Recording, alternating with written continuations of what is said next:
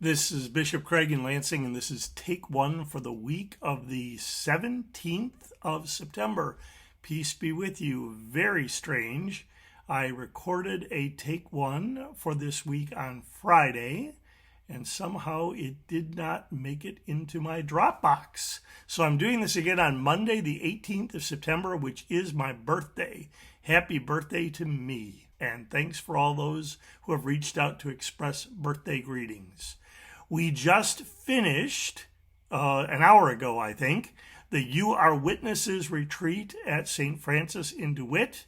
25 of us were together for 24 hours to discuss the book that Chelsea and I wrote, You Are Witnesses of These Things, sharing the story of Jesus.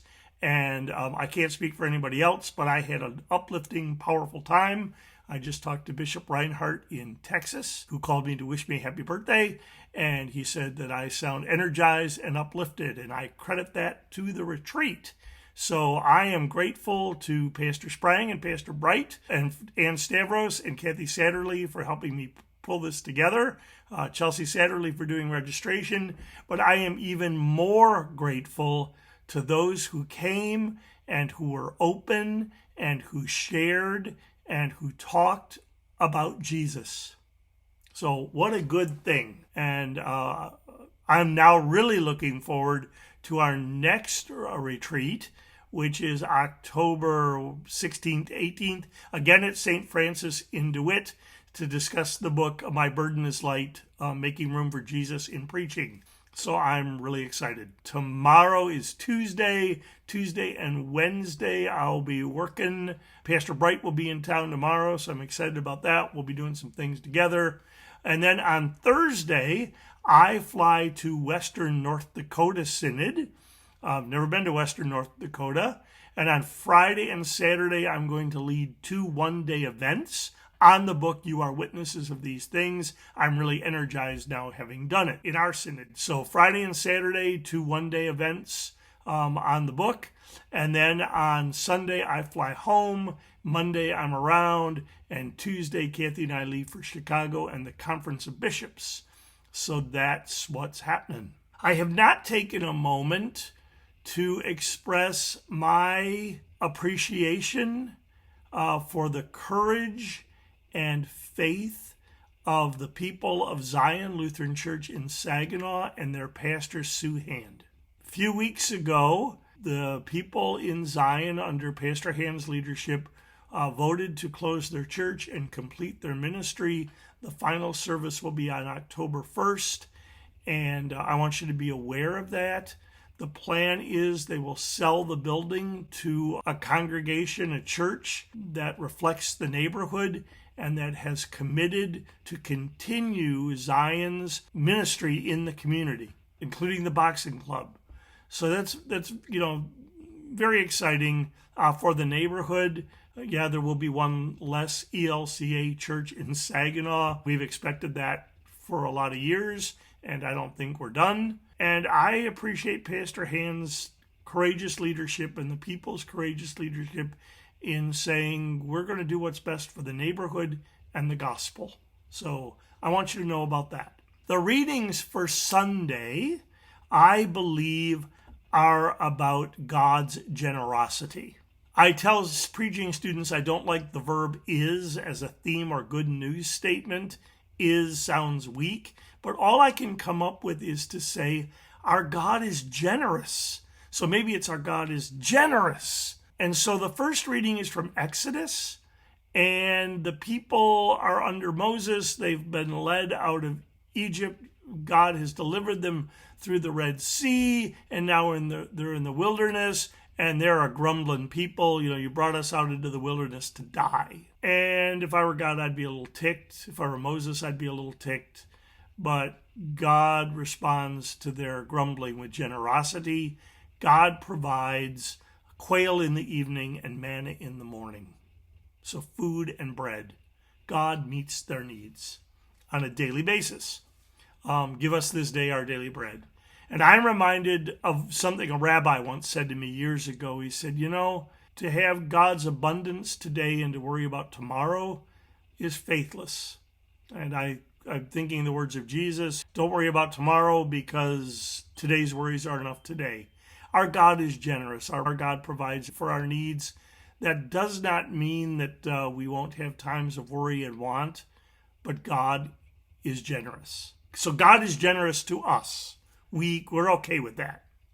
It gets a little more complicated when we get to the gospel lesson.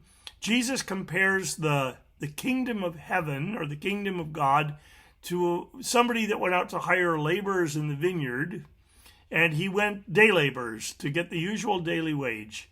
And he went 3 times, kind of morning, noon, and at 4 o'clock before the end of the day. And each time he went around, he hired laborers for the usual daily wage. So if you worked all day, you get the usual daily wage. If you only had the afternoon shift, you get the usual daily wage. If you come an hour before closing, you get the usual daily wage.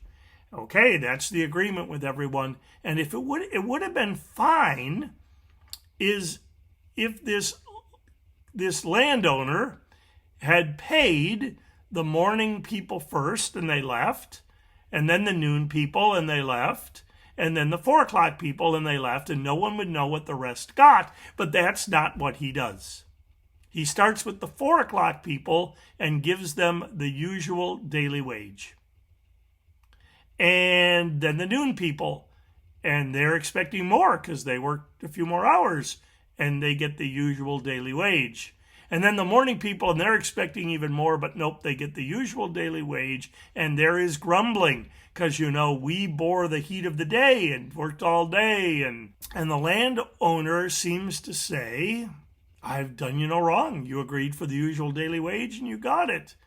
And do you begrudge my generosity? Am I not allowed to do what I want with what is mine? And here is the good news and sometimes the hard news. God is not only generous to us, God is generous to others. God is even generous to others who we think don't deserve it.